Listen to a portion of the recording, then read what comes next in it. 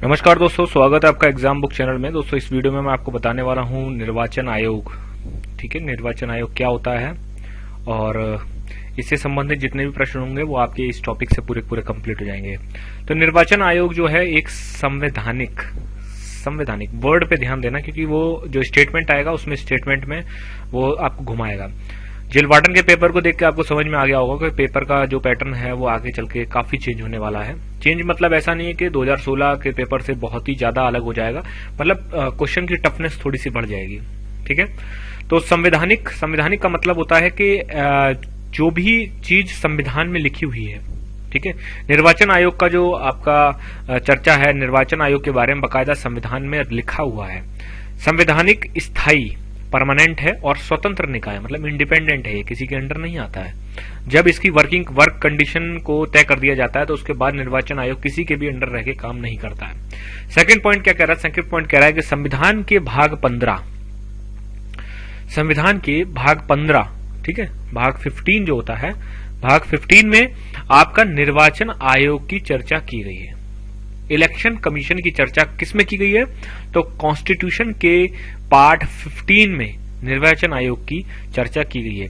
किसी भी टॉपिक को पढ़ने से पहले, पढ़ते समय सबसे पहले जो आपको ध्यान देना चाहिए वो यही ध्यान देना चाहिए कि संविधान के किस पार्ट में, कौन से अनुच्छेद में इसकी चर्चा की गई है। अनुच्छेद 324 आर्टिकल 324 के अनुसार संसद मतलब पार्लियामेंट, राज्य विधानमंडल मतलब स्टेट, आपके जो लेजिस्लेटिव जो असेंबलीज होती हैं, राष्ट्रपति, प्रेसिडेंट, उपराष्ट्रपति, वाइस प्रेसिडेंट के निर्वाचन के संचालन, निर्देशन और नियंत्रण की जिम्मेदारी चुनाव आयोग की होती है। इंग्लिश मीडियम वाले जो बच्चे हैं उनको बस इतना समझ लेना कि संसद का मतलब राज्यसभा, लोकसभा। ठीक है, इन दोनों में जो भी सांसद चुने जाते हैं उनका चुनाव निर्वाचन आयोग कराता है। राज्य विधानमंडल का मतलब होता है कि जिस स्टेट में सिर्फ राज्य विधानसभा है और जिस स्टेट में स्टेट असेंबली में लेजिस्लेटिव असेंबली और आपका स्टेट असेंबली दोनों के दोनों हैं, तो वहां पर भी निर्वाचन आयोग उनके सदस्यों का चुनाव करवाता है। उसके बाद प्रेसिडेंट का चुनाव भी इलेक्शन कमीशन कराता है। वाइस प्रेसिडेंट का चुनाव भी इलेक्शन कमीशन कराता है। के निर्वाचन, बस इतना समझ लीजिए कि इन सब में जो भी लोग चुने जाते हैं उनका चुनाव आपका निर्वाचन आयोग करवाता है। ठीक, सिंपल सा आपका फंडा है इसमें। संरचना क्या होती है? ठीक है, संरचना क्या होती है? तो संरचना के लिए इसमें एक मुख्य निर्वाचन आयुक्त होता है, मतलब एक जो होता है चीफ इलेक्शन कमिश्नर, और अन्य निर्वाचन आयुक्त से मिलकर बनता है। मतलब 1 प्लस कितने भी हो सकते हैं, लेकिन इस समय 1+2 है। ठीक है, इस समय आपके जो है 1+2 है। 1+2 का मतलब होता है कि एक आपका निर्वाचन आयुक्त है और आपके दो कौन है? आपके जो उसके नीचे जो निर्वाचन आयुक्त काम करते हैं। अब सबसे इंपॉर्टेंट पॉइंट, मुख्य निर्वाचन आयुक्त और अन्य आयुक्तों की नियुक्ति कौन करता है? तो राष्ट्रपति इनकी नियुक्ति करता है। ठीक है, रिकमेंड कौन करता है? रिकमेंडेशन देखिए गवर्नमेंट करती है। गवर्नमेंट बताती है कि भाई इनको जो है निर्वाचन आयुक्त, मुख्य निर्वाचन आयुक्त बना दिया जाए, तो आपका राष्ट्रपति उन्हीं को जो है मुख्य निर्वाचन आयुक्त बना देता है या आयुक्त बना देता है। मुख्य निर्वाचन आयुक्त आयोग के अध्यक्ष के रूप में कार्य करता है। ठीक है, मतलब जो मुख्य निर्वाचन आयुक्त जो होता है वो आयोग के अध्यक्ष के रूप में काम करेगा। ठीक है, वही जो होगा अध्यक्ष होगा, उसके नीचे जितने भी अन्य आयुक्त काम कर रहे होंगे वो सबके सब उसके सबऑर्डिनेट के रूप में काम करेंगे।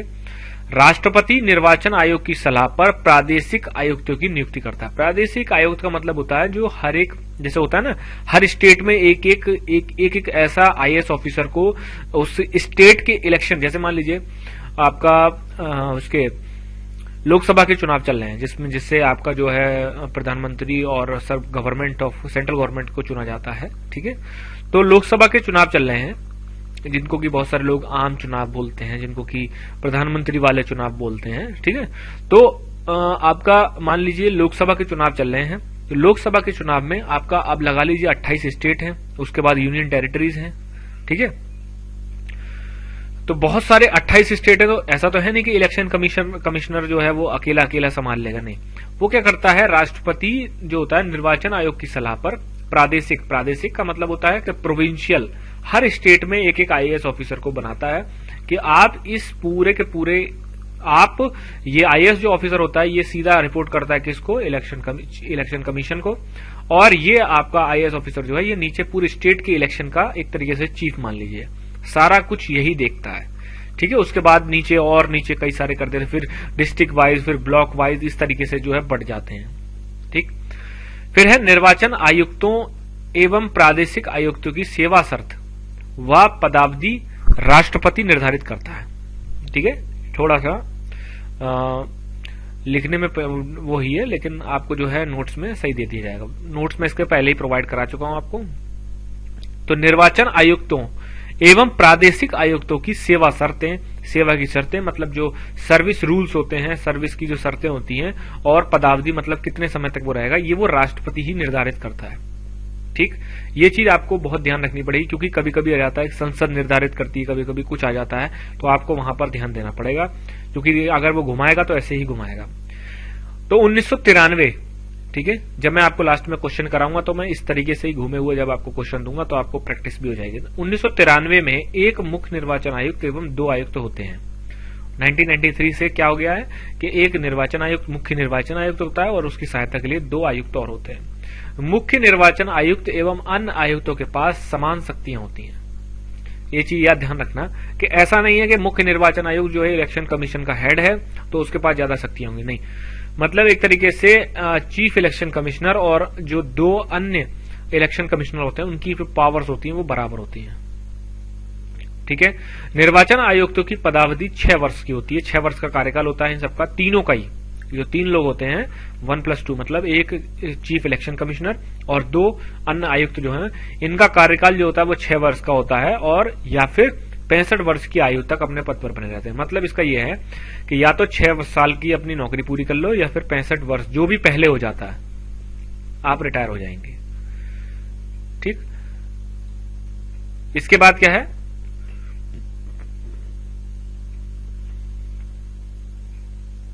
आयुक्त जो है मतलब निर्वाचन आयुक्त जो तीनों अपने पद से त्याग पत्र दे सकते हैं, या उनको पद से हटाया जा सकता है।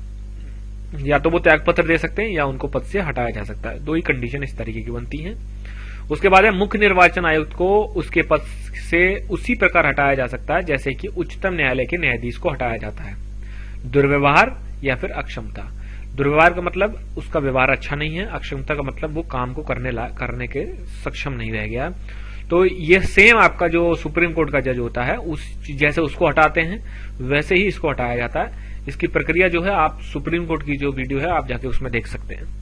मुख्य निर्वाचन आयुक्त की सेवा व शर्तों की में नियुक्ति के बाद अलाभकारी परिवर्तन नहीं किया जा सकता। आप इसको समझ लीजिए, जैसे मैंने आपको ऊपर बताया कि सेवा शर्तें कौन आपका डिसाइड करता है, वो राष्ट्रपति डिसाइड करता है। अब ऐसा नहीं है कि आपने एक बार डिसाइड कर दी उसके बाद मुख्य निर्वाचन आयुक्त को आपने जो है उसको नियुक्त कर दिया, और उसके बाद जब आपका इलेक्शन का टाइम आया तो आपने कहा कि नहीं आपकी गाड़ी छीन लेंगे, आपका जो है बंगला भी छीन लेंगे। बिल्कुल भी नहीं, ऐसा आपको नहीं करना है, मुझे उस स्टेट में जिताना, ऐसा नहीं कर सकते आप। ये संविधान में आपका लिखा हुआ है कि सेवा में नियुक्ति के बाद परिवर्तन नहीं किया जा सकता। अलाभकारी मतलब जो लाभकारी ना हो, अलाभकारी परिवर्तन नहीं किया जा सकता किसी भी प्रकार से। उसको किसी प्रकार से डराया धमकाया या फिर ये नहीं कहा जा सकता कि तुम्हारी पेंशन रोक देंगे, तुम्हारी तनख्वाह रोक देंगे, ऐसा नहीं किया जा सकता। जो पहले चीज डिसाइड हो गई वो हो गई, उसके बाद उसकी नियुक्ति के बाद आप ये सोचो कि उसको दोबारा आप जो है वो कर लेंगे, नहीं कर सकते। नेक्स्ट है अन्य निर्वाचन आयुक्तों को एवं प्रादेशिक आयुक्तों को मुख्य निर्वाचन आयुक्त की सिफारिश पर ही हटाया जा सकता है। जैसे मान लीजिए मुख्य निर्वाचन आयुक्त है और प्लस 2 और उसके साथ होते हैं, तो ये 2 जो होते हैं इनको हटाने के लिए पहले की जो है मुख्य निर्वाचन आयुक्त की सिफारिश की जरूरत पड़ती है। और जो प्रादेशिक आयुक्त जो होते हैं जो हर स्टेट में होते हैं उनको भी आपको हटाने के लिए क्या होता है कि वो मुख्य निर्वाचन आयुक्त की सिफारिश लगती है। संविधान में सेवानिवृत्ति मतलब रिटायरमेंट के बाद आयुक्तों को सरकार द्वारा अन्य दूसरी नियुक्तियों पर रोक नहीं है। मतलब ऐसा समझ लीजिए कि जैसे कोई रिटायर हो गया, कोई भी चाहे मुख्य निर्वाचन आयुक्त हो या फिर आयुक्त हो, कोई भी वो रिटायर हो गए। रिटायरमेंट के बाद अगर गवर्नमेंट उन्हें कहीं और भी लगाना चाहती है, ठीक है, तो ऐसा नहीं है कि वो नहीं लगा सकती है। ठीक है, अब आप कहेंगे कि इसमें कौन सी नई बात है, क्योंकि यूपीएससी के जो मेंबर्स होते हैं, यूपीएससी का जो चेयरमैन होता है, वो रिटायरमेंट के बाद उसको कहीं भी नियुक्ति नहीं दी जा सकती किसी भी प्रकार से। ठीक है, सरकार के अंडर वो काम कर ही नहीं सकता है, चाहे उसमें सरकार का 1% भी अगर वो सरकार की दखल है कहीं भी किसी भी डिपार्टमेंट में, तो वहां पर उसकी नियुक्ति नहीं करी जाएगी। प्राइवेट वो कहीं भी जॉब कर सकता है, बट वो गवर्नमेंट के अंडर किसी भी प्रकार की कोई भी नौकरी नहीं ले सकता। ये आपका जो है उसमें यूपीएससी में कहा गया है। लेकिन ये चीज जो है आपका इलेक्शन कमीशन के लिए, मतलब निर्वाचन आयोग के लिए ये चीज लागू नहीं होती है। आप थोड़ा देख लेते हैं कि पावर्स क्या होती हैं। समस्त भारत के निर्वाचन क्षेत्रों का निर्धारण करना, मतलब इंग्लिश मीडियम के बच्चों के लिए मैं समझा दूं कि निर्वाचन क्षेत्र का मतलब होता है जो इलेक्शन का एरिया होता है। एरिया जैसे होता है ना कि कोई भी क्षेत्र जो होता है, जैसे पूरा भारत हो गया,